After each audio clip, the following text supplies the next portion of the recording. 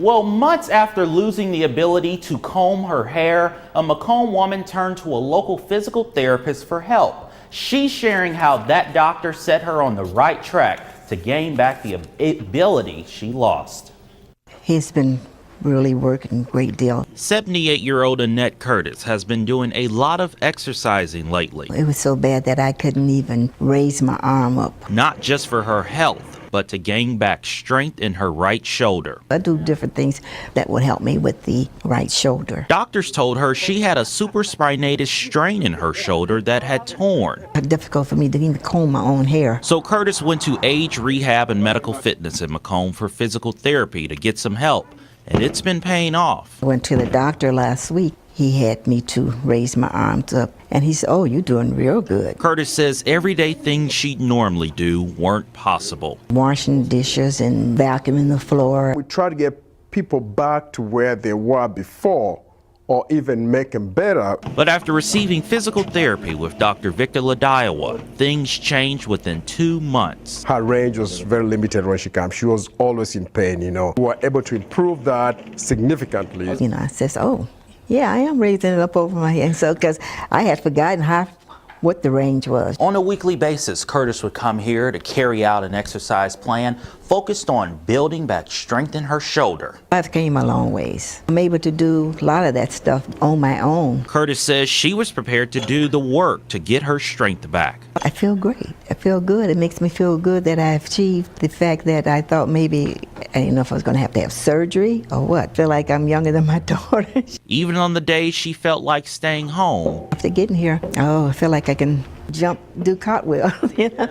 She made the effort, and it's one she hopes other people will see that age doesn't matter. Would tell others who need to try it. If I can do it, I'm sure you can too, At my age, well, age is nothing but a number.